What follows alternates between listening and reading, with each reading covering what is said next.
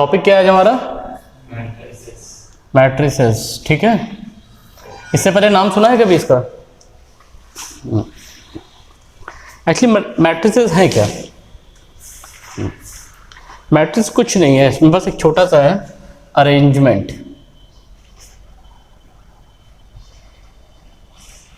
Of element in row and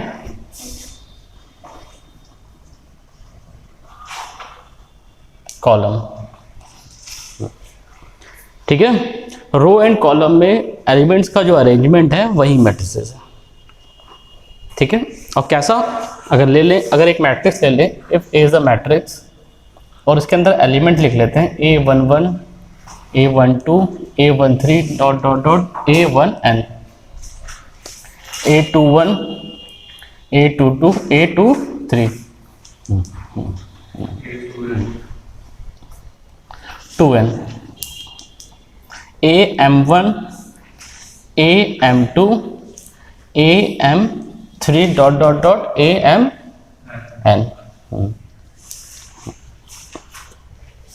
इसमें number of रोज कितनी है? m रोज है, बीच के एलिमेंट्स हमने नहीं लिखे हैं, डॉट डॉट डॉट लगा दिया है कि बहुत सारे होंगे। ठीक है, और इसमें नंबर ऑफ रोज है m एंड कॉलम कितने हैं? n।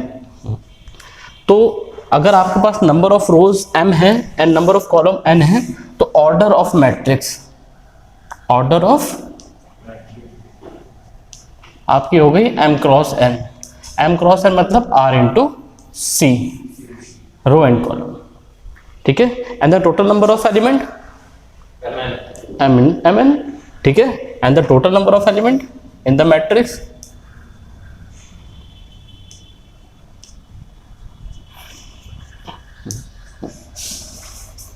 Equals to m cross n also. ठीक है, ठीक है। तो ये है छोटा सा मैट्रिक्स की डेफिनेशन कि मैट्रिक्स होती क्या है। मैट्रिक्स सिर्फ और सिर्फ अरेंजमेंट है। ठीक है, अब ये अरेंजमेंट किस टाइप से हो सकता है? हो सकता है कि number of rose and number of column अलग अलग हो सकता है कि number of rose and number of column equal हो सकता है कि नंबर ऑफ रोज जो है नंबर ऑफ कॉलम से कम हो, या हो सकता है कि number of rose number of column से ज़्यादा हो। ठीक है, हो सकता है कि जितने भी एलिमेंट हो सब जीरो हो। ठीक है, तो कई तरीके से हम इसको अरेंजमेंट कर सकते हैं। तो उसके हिसाब से अब मैट्रिक्स को डिफरेंट डिफरेंट नेम दिए हुए हैं कि अगर कोई कहे कि हमारे पास एक सिंगुलर मैट्रिक्स है, कोई बोले हमारे पास एक स्क्वायर मैट्रिक्स है, कोई बोले हमारे पास एक रेक्टेंगुलर मैट्रिक्स है, तो हम डिफाइन कर सकें एक्चुअल में वो क्या कहना चाहते हैं। ठीक है, तो उसके नेम से हम कलेक्ट कर लेंगे कि क्या इन्फॉर्मेशन हमारे पास आ रही है। तो अब क्या करते हैं, टाइप्स ऑफ मैट्रिसेस में आते हैं।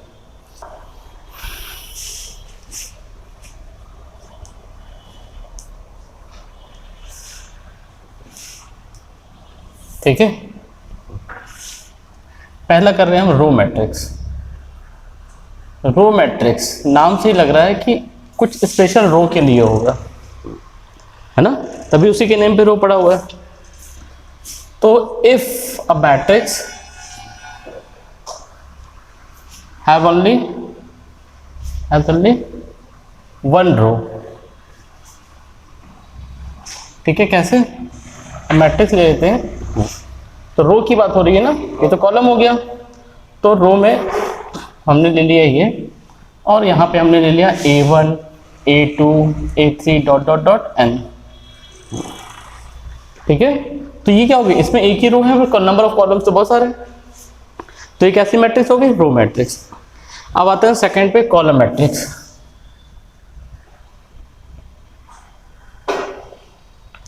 ठीक है, कॉलम मैट्रिक्स में क्या होगा, जैसे यहां से क्लियर हो रहा है आप लोग को, इसमें एक रो थी तो उसमें एक कॉलम होगा। A1 A2 A3 dot dot AM। ठीक है, इसमें नंबर ऑफ कॉलम्स कितने हैं, एक, और उसमें नंबर ऑफ रोज कितनी है, एक। अब आता है इन दोनों के बाद, रो एंड कॉलम के बाद आता है हमारे स्क्वायर मैट्रिक्स। अब स्क्वायर मतलब स्क्वायर बन रहा होगा, स्क्वायर कब बनेगा, जब लेंथ और ब्रेथ की इक्वल होती है। लेंथ और ब्रेथ का इसमें यहाँ से मैट्रिक्स में क्या आ जाएगा, रो एंड कॉलम जब इक्वल होगा, या number of rows equals to number of column हो जाएंगे, तो क्या हो जाएगा, वो स्क्वायर मैट्रिक्स हो जाएगी। स्क्वायर मैट्रिक्स यहाँ लिखते हैं क्या, ठीक है। क्या होगा, if number of rows is equals to number of column, ठीक है। तो कैसी मैट्रिक्स देगा इसका स्क्वायर, अब इसको अगर लिख लें हम लोग, अगर हम देखते हैं ABCDEFGHI, तो ये क्या है, 3x3 ऑर्डर की मैट्रिक्स है, 3 रोज एंड 3 कॉलम, तो ये क्या हो गया, स्क्वायर मैट्रिक्स हो गई, ठीक है। इसके बाद है रेक्टेंगुलर मैट्रिक्स।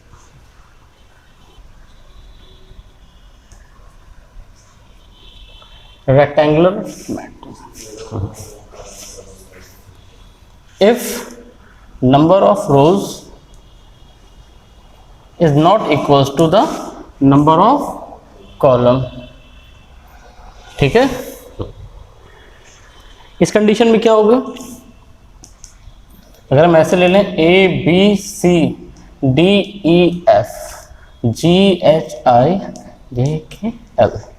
4 into 3 है ये, तो इसमें कितने रोज हैं, 4 रोज हैं, इन कॉलम कितने, 3, तो दोनों इक्वल नहीं है, जब इक्वल नहीं है तो रेक्टेंगुलर मैट्रिक्स हो गई, क्लियर, कोई डाउट है। अब आते हैं डायगोनल मैट्रिक्स पे, यहां तक सबको क्लियर है।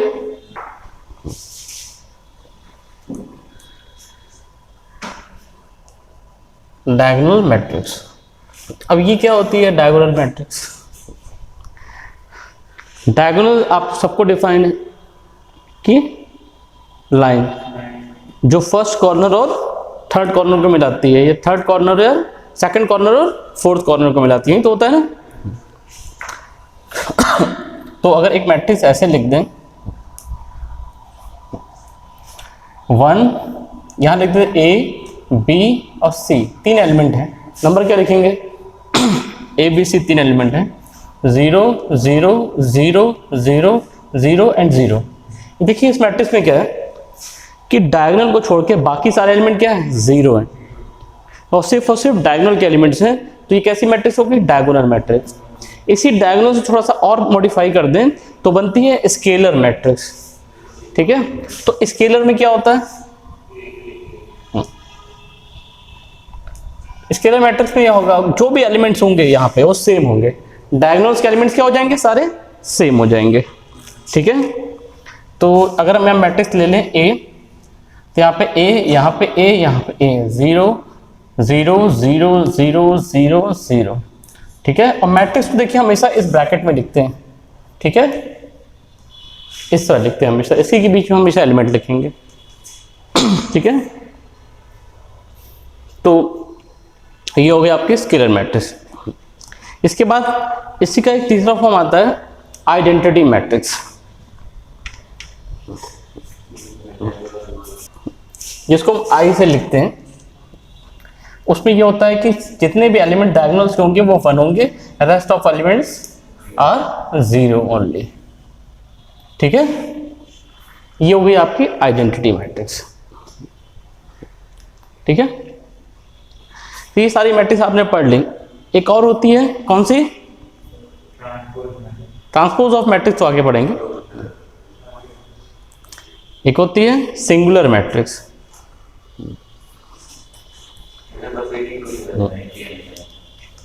Singular matrix. सिंगुलर मैट्रिक्स देखिए क्या होता है, थोड़ा सा आगे का टर्म है पर अभी डिस्कस कर लेते हैं।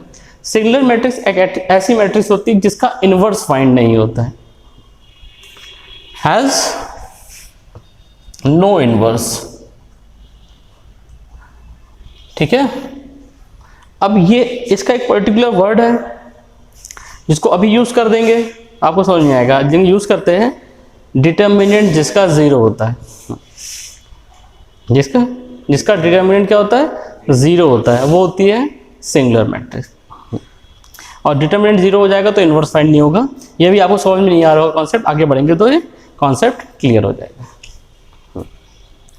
यहां सबको क्लियर हो गया। अब कुछ ऑपरेशंस पे आते हैं, सिंपल ऑपरेशन है, जैसे एडिशन, सब्ट्रैक्शन और मल्टीप्लिकेशन। ठीक है, यहां तक जितनी टाइप की मैट्रिक्स है। एक चीज और है, जीरो मैट्रिक्स। जीरो मैट्रिक्स नाम याद सुनिए, बस सब लोग देखें सर। जीरो मैट्रिक्स नाम सुन के कैसा लग रहा है कि सब जीरो होगा तभी तो जीरो होगा। इसका मतलब जितने भी नंबर्स ऑफ एलिमेंट है सब क्या होंगे, जीरो हो जाएंगे। तो मैट्रिक्स कैसी हो जाएगी? आप कहोगे सब जीरो हो जाएंगे तो मैट्रिक्स को लिखेंगे कैसे? लिखने से क्या फायदा, सब जीरो है तो मैट्रिक्स तो अरेंजमेंट है, उसमें जीरो हो चाहे कोई भी हो, उनको लिखना है तो उसको लिखेंगे। अगर 4x4 की जीरो मैट्रिक्स है तो उसमें हमको जीरो लगाने पड़ेंगे, क्योंकि उसकी कोई वैल्यू थोड़ी निकाल रहे हैं, वो तो अरेंजमेंट कर रहे हैं। ठीक है, क्लियर है? अच्छा, अब हम लोग कुछ ऑपरेशंस आते हैं, ऑपरेशन ऑन मैट्रिसेस।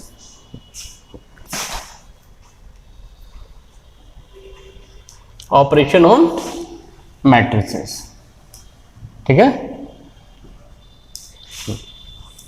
तो सबसे पहला क्या आता है, एडिशन। ठीक है, एडिशन मतलब दो मैट्रिक्स है हमको ऐड करना।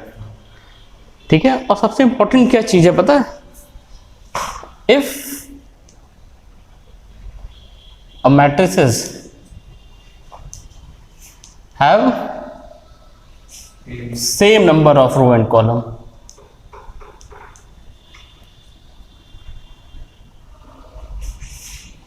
तभी ऐड होगा। ठीक है, मैट्रिक्स के अंदर same number of row and column होगा तभी वो ऐड हो पाएंगी। अगर same number of row and column नहीं होगा तो वो ऐड नहीं होंगी। ठीक है, जैसे कि अगर एक मैट्रिक्स लिख ले रहे हैं हम A B C D E F, और पी ले रहे हैं P Q R S T you.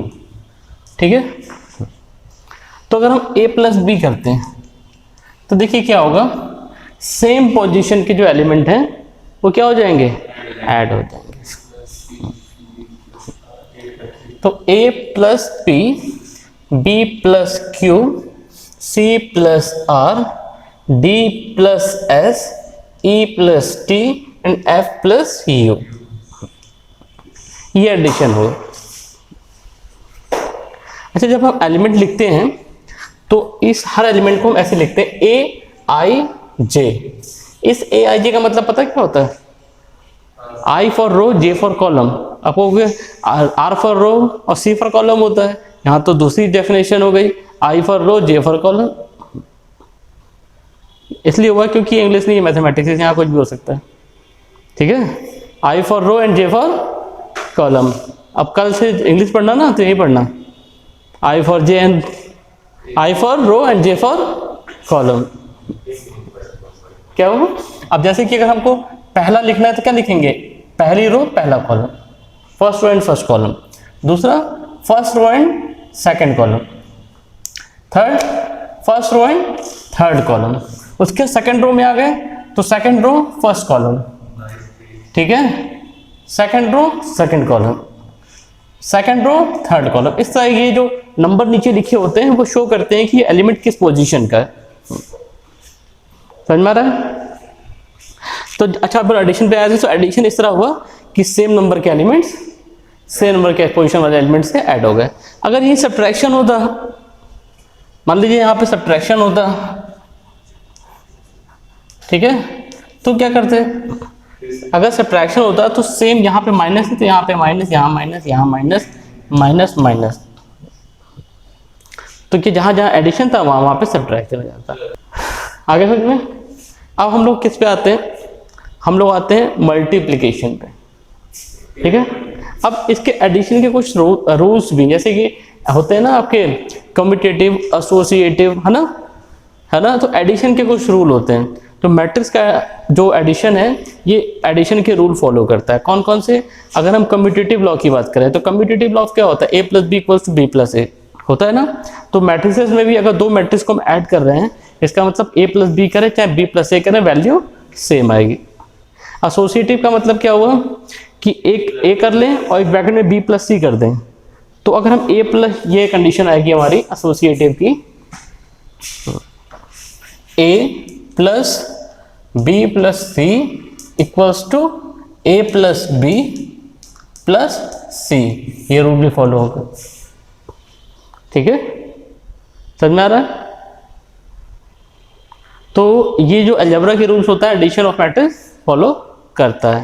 ये समझ में आ रहा है आप लोग को? हाँ, सभी एडिशन हो पाएगा और उतने नंबर ऑफ, ऐसा नहीं है जैसे कि अगर एक मैट्रिक्स 4/4 × 3 की है और दूसरी 3 × 4 की है तो एलिमेंट नंबर ऑफ एलिमेंट तो सेम है, दोनों में 12 और 12 है, लेकिन क्या है पहले में 4 रो है दूसरे में 3 रोज हैं, तो रो एंड कॉलम भी इक्वल होने चाहिए। न खाली नंबर ऑफ एलिमेंट से इक्वलिटी नहीं आती है, आपकी क्या होना चाहिए, रो एंड कॉलम भी इक्वल होना चाहिए। समझ में आ रहा है? तभी वो ऐड और सब्ट्रैक्ट होगा। ठीक है, अच्छा इसके बाद हम लोग आते हैं और क्या क्या चीज़ें रह गई इसमें भी, क्या चीज, हाँ स्केलर मल्टीप्लिकेशन। ठीक है ठीक है, स्केलर मल्टीप्लिकेशन, स्केलर मतलब कोई नंबर। ठीक है, अगर हम ऐसा करें कि k है, a निकालें या k a करें, बात एक ही है। ठीक है, समझ में आ रहा है ना? जैसे कि कैसे k a k b k c k d k e k f, एक मैट्रिक्स ये लिखी हुई है, राइट, और दूसरी मैट्रिक्स लिखी है k बाहर लिखा हुआ है a b c d e f, तो इन दोनों की वैल्यू सेम होगी, ये स्केलर मल्टीप्लिकेशन हो गया। समझ में आ रहा है? अब आता है मैट्रिक्स मल्टीप्लिकेशन की बात करते हैं। ये तो स्केलर मल्टीप्लिकेशन की बात हो गई, अगर हम मैट्रिक्स मल्टीप्लिकेशन की बात करते हैं तो वो कैसे होता है, उसमें थोड़ा सा अलग है। उसमें जरूरी नहीं कि number of row and column equal हो, उसमें एक अलग कंडीशन लगती है। तो आता है मल्टीप्लिकेशन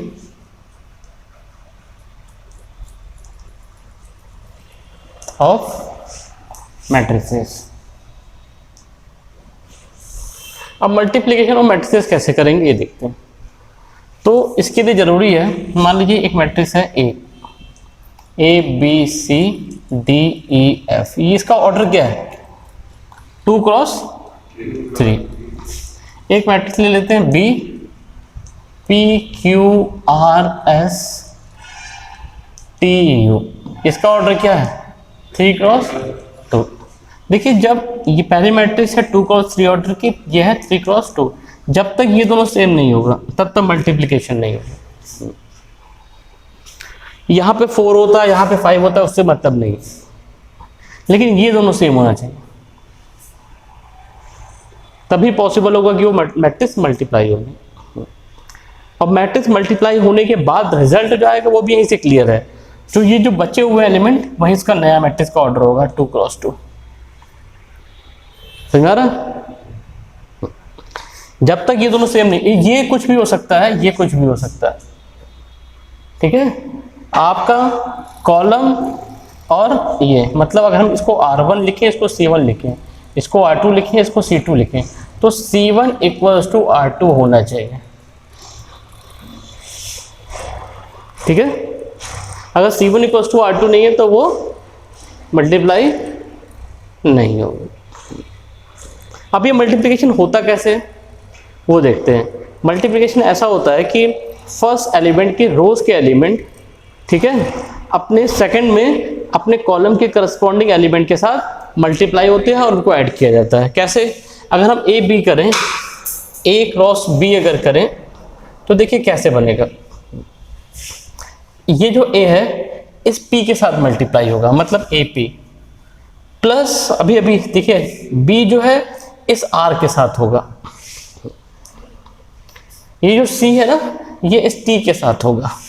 अभी देखिए एक एलिमेंट बनाइए, ठीक है, ये पूरा मिला के अभी तक एक ही एलिमेंट बना, उसके बाद यही सेम रो रखेंगे, इसके सेकंड कॉलम पे आ जाएंगे, तो इसका मतलब a q plus b s plus c u, ये सेकंड हो जाएगा।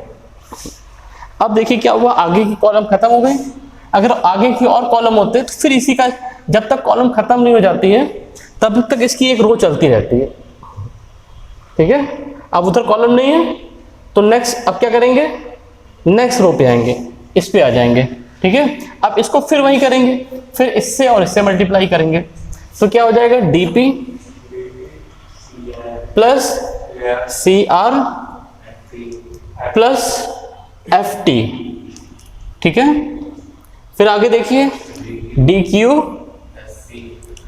उसके बाद sc प्लस fu होगा।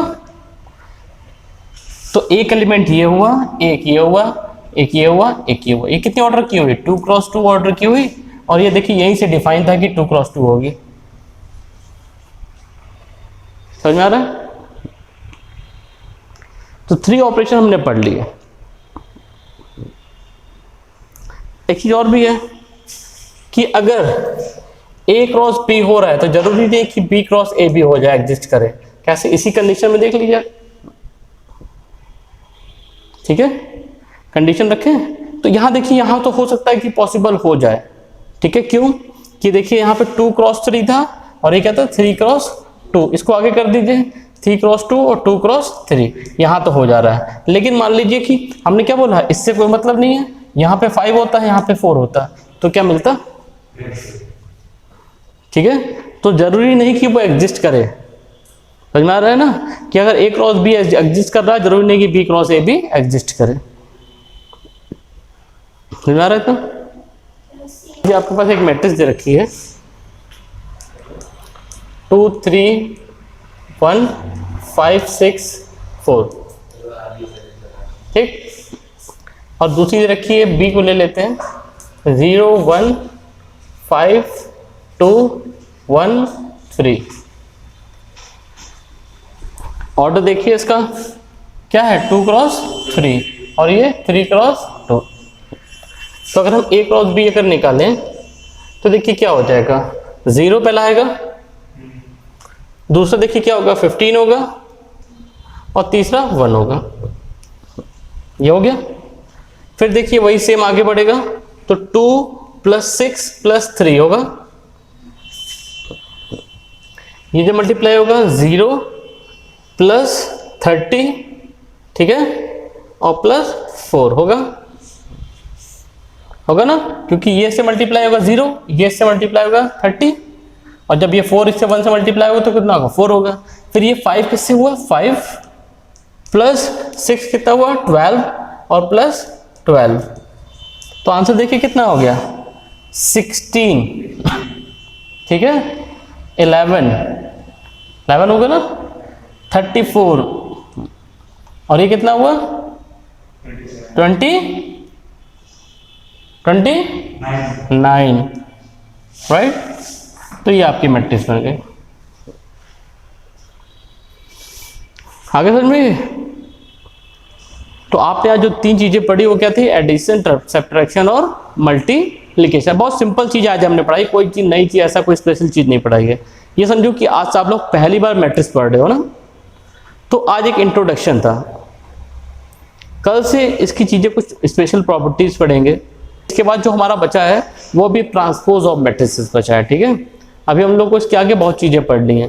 तो आज बेसिकली आप लोग इतना इसको रिवीजन करो कि मैट्रिक्स होती क्या है, इसके एडिशन, सब्ट्रैक्शन और मल्टीप्लिकेशन कैसे होते हैं। इतना हो जाएगा आज, इतना करेंगे, कल हम लोग ट्रांसपोज पे आएंगे।